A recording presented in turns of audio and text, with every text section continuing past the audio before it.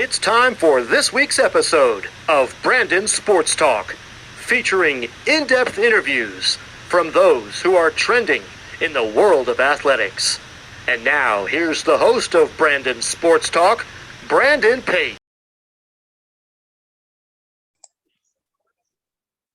Welcome back to Brandon Sports Talk. In today's episode, I have the privilege to interview the Milwaukee Brewers scout, Andrew Smith. How are you doing today? Doing well, Brandon. Thanks for having me. How are you? I'm doing good. Can you talk about how you knew that you wanted to become a scout on the professional level? Yeah, so I think it all started during my playing career, actually. I always found a kind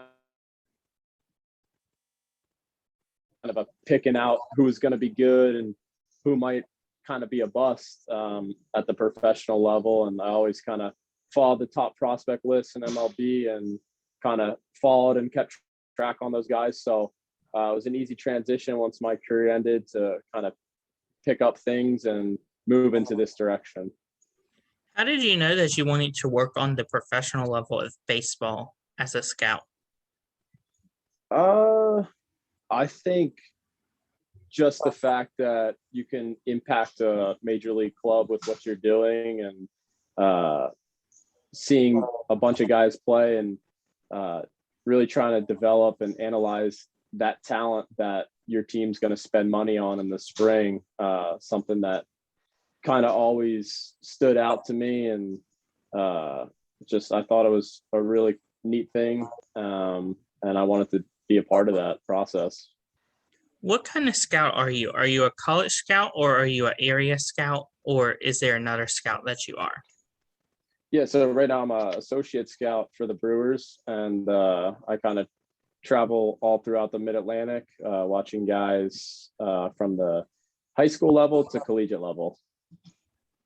Of course, when you are watching guys on the high school and collegiate level, what are some of the things that you are looking at on the college level versus the high school level?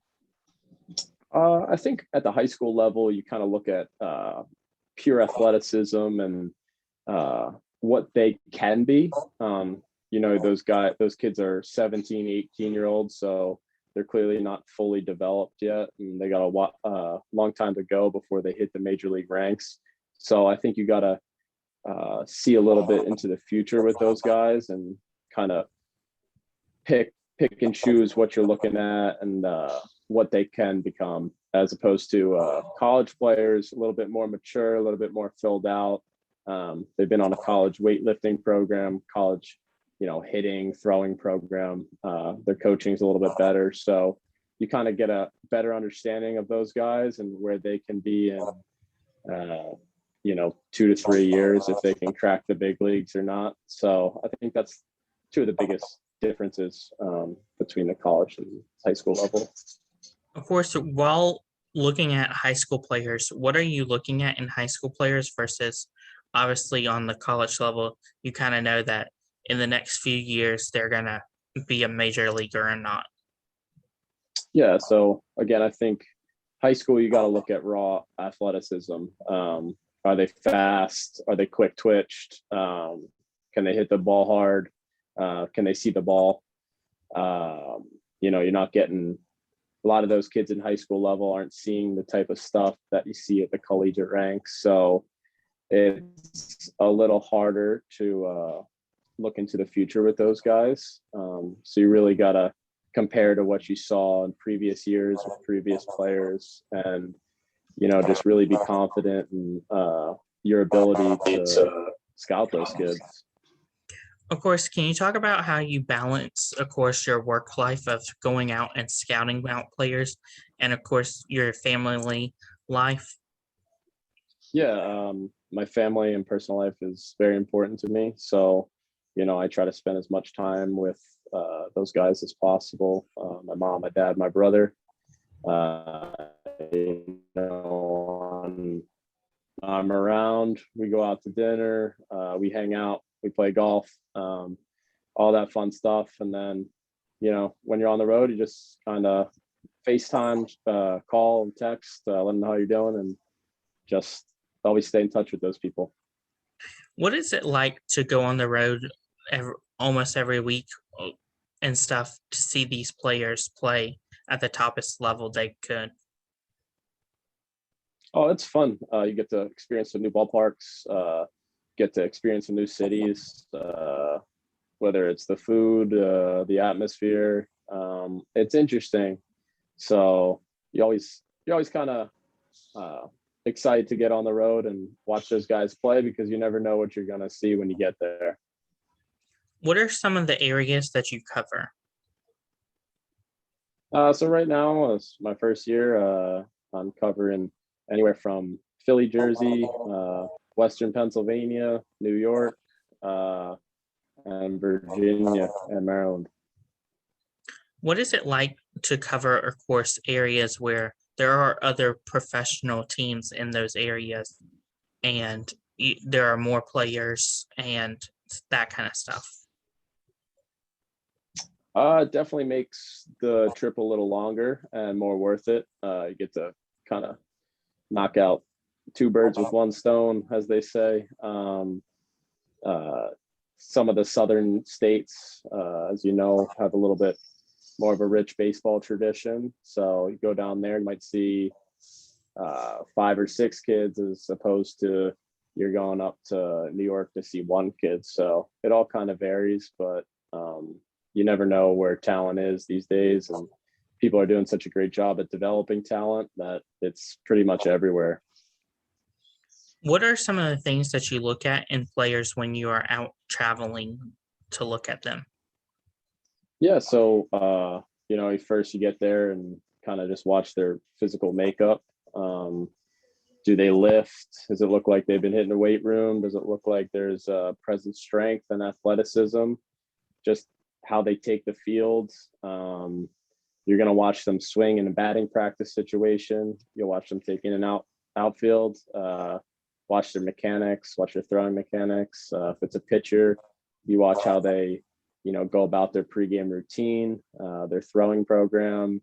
And then once the game starts, you kind of see how they carry themselves through adversity and success, because not every time you go out to watch a kid, he's going to be 3 for 3 or pitch a shutout. So you really got to take into effect and kind of see what they're like on their good days and see what they're like on their bad days.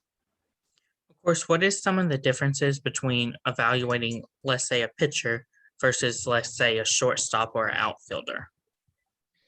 Yeah, so I think when it comes to pitching, you kind of look at pure stuff, how hard they throw, what kind of pitches they got. Can they locate their fastball? Can they locate their off speed? Do they have a true swing and miss pitch? Can they get guys out with the fastball? Do they have command? As opposed to, you see a shortstop or an outfielder, you're kind of looking at, can they pick up spin at the plate? Can they make hard, consistent contact? Does it look like they have a plan at the plate? How their footwork moves in the infield or the outfield? What's their arm strength like? I think those are. What are some challenges you have faced with us coming out of COVID and not being able to see players and only being able to see them off of video?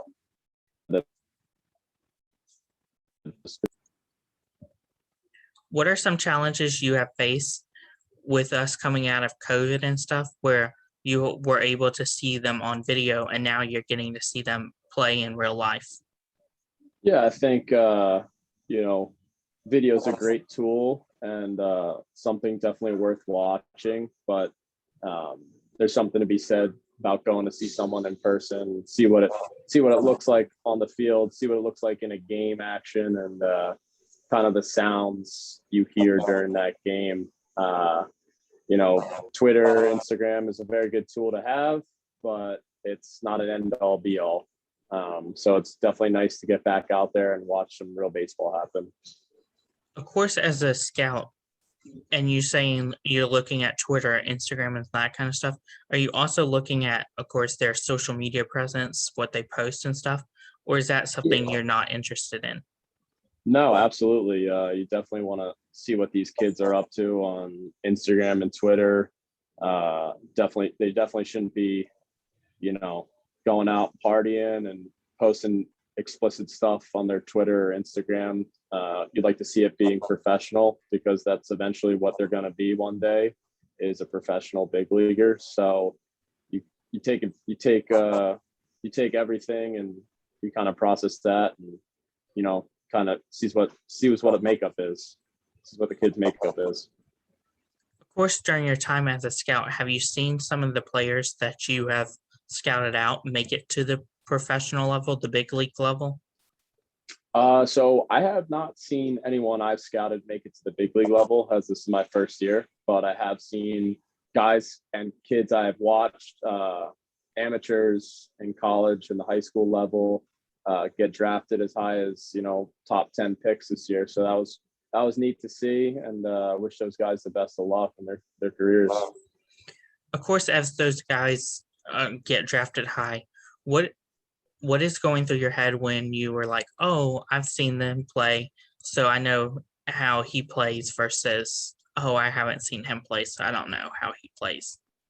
Yeah, it's definitely a cool thing when the draft tracker was going on and a kid's name pops up and you're like, oh, I've seen him play. He's really good. I'm happy for him.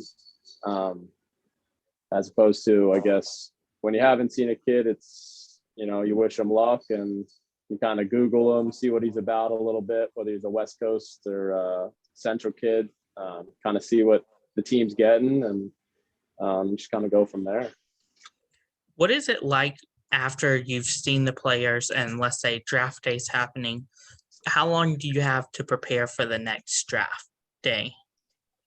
It starts right away. So, the draft happened in July this year, and in July, a lot of things are happening, whether that's collegiate summer ball league up in the Cape Cod, NECBL in the Northwoods, and high school when they're down in Lake Point at Georgia, or, Diamond Nation in New Jersey.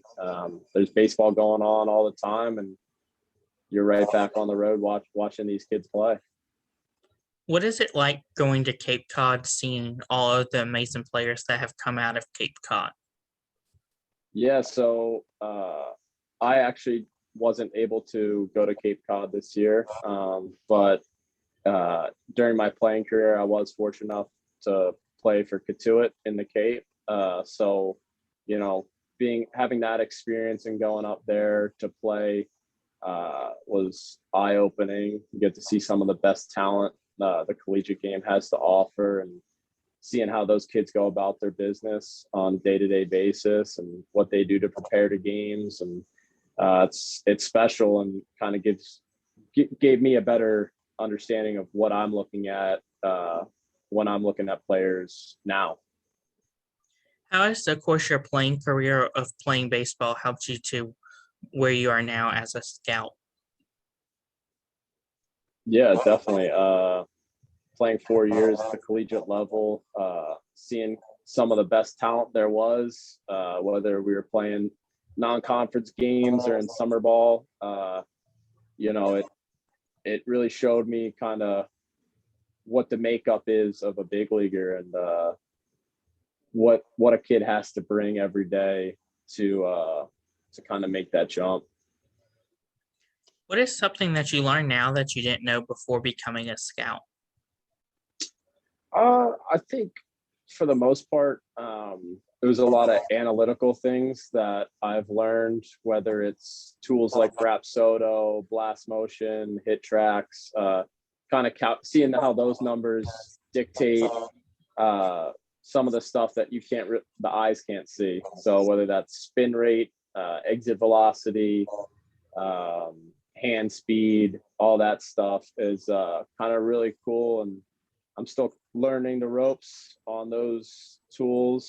So, the more I can understand that, that's kind of what at the big league level and even in the minor leagues, they're big on technology nowadays. So to kind of pair that up with scouting makes perfect sense. Of course, as you talked about the minor leagues, do you also scout out minor league players to make it to the big leagues? No, so I'm more on the amateur side. We do have professional scouts in the Brewers organization that go to different minor league games, and they'll watch different players, go about their business, and that kind of helps the club for future trades and kind of just seeing organizational depth as a whole. What are some of your future plans as a scout? Just keep learning and growing as a scout, making as many connections as I can, and try to go up the ranks. And one day, hopefully, I'll be the GM of the Brewers. How do you balance, of course, work life and family life as a scout? Yeah, I think it's important in any profession to have a healthy balance of work and play. So when I'm home and when I'm with the family, I'm with the family. Mom, dad, and brother, try to do as much fun stuff with them as I can when I'm home, whether that's doing activities, going out to dinner, and just spending time with them, because those people are always in my corner, and I want to stay close with those guys. What advice would you give college baseball players looking to make it into the professionals? Just work as hard as you can and take each day for granted. Don't take each day for granted, because it goes by quickly. From experience, 4 years of college, it flies by. So, don't let any day pass. Work hard and just have fun with the game. It's a fun game. I see a lot of people beat themselves up after a day. It's one day. Just got to go out there again tomorrow and, do your best. What advice would you give somebody looking to become a scout on the professional level? Yeah, I'd probably say just make as many connections as you can. Go to as many baseball games as you can. Watch, read reports, write your own reports, and send those off to guys. See what happens. You never know who's going to respond and who eventually will hire you. So I think as long as you're kind of committed to it and writing those reports and watching baseball every day and making those connections, I think only good things can happen from there. That's great advice. Where can my listeners find you at on social media? You can find me at @asmith_26 on Instagram. Thank you again, Aaron Smith, for your interview, and best of luck in your future with the Milwaukee Brewers as a scout. All right. Appreciate you having me on, Brandon. Best of luck to you. Thank you. You can find Brandon Sports Talk on Facebook at Brandon Sports Talk, Instagram at Brandon Sports Talk, Twitter at @talk_Brandon, and you can find me on YouTube at Brandon Sports Talk. Don't forget to like, comment, and subscribe. Thank you again, Aaron Smith, for your interview, and best of luck. Thank you. You've been watching Brandon Sports Talk. Please feel free to like, share, and subscribe to Brandon Sports Talk on social media and on YouTube.